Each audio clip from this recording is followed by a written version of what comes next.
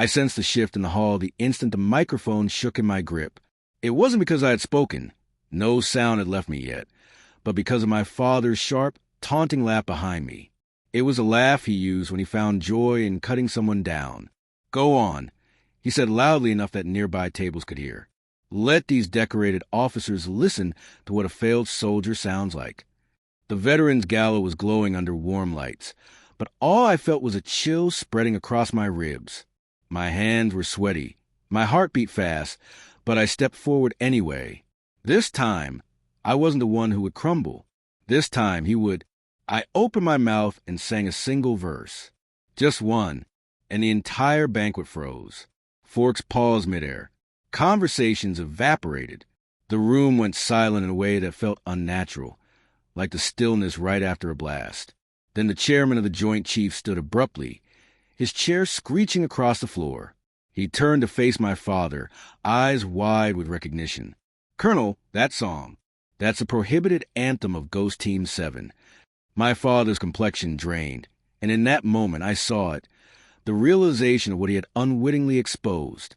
He hadn't always been like this. I hadn't always been this version of myself either.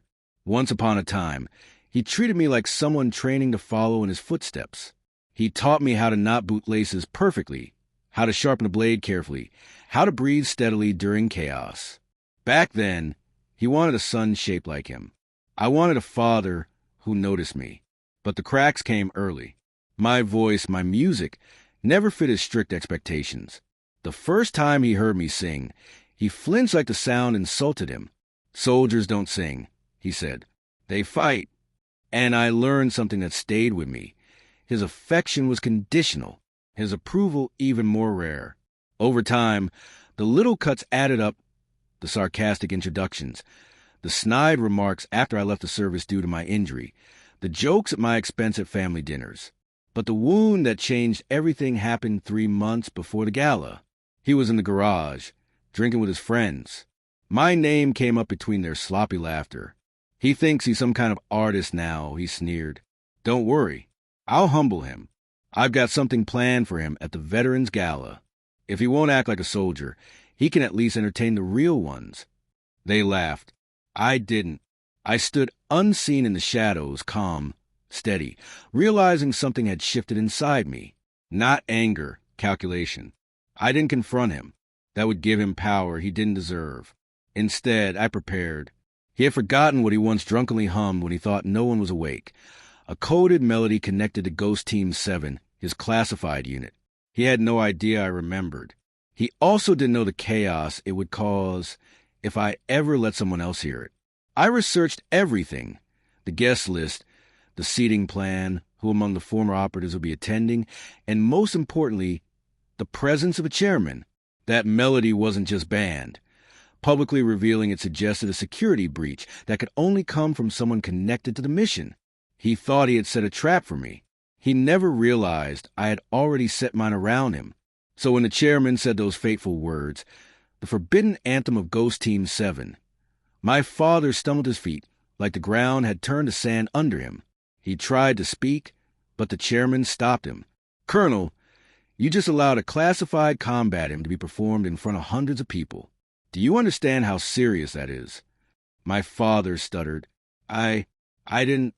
He wasn't supposed to. "How does your son know that melody?" the chairman asked quietly. My father's eyes darted to mine, silently asking me to save him. For once, I didn't need to say a word. The silence answered for me.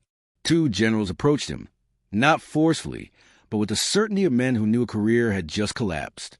My father sank into his chair, legs giving way like a building losing its base. When the hall emptied and he sat on the edge of the stage alone, he finally looked at me, really looked at me, with the expression of someone who finally sees the consequences of his own choices. "I never meant for," he started. I cut him off. "I know exactly what you meant." He swallowed hard. "Did you plan this?" "I didn't plan anything you didn't hand to me yourself." He didn't respond. For the first time in my life, he had no command to give. As I walked away, the echo of my voice still hanging in the rafters, I felt no shame, no regret, only freedom. He wanted performance. He got one, And he learned a lesson every soldier knows. You never turn someone's strength into a weapon against them, especially when it was never a weakness in the first place.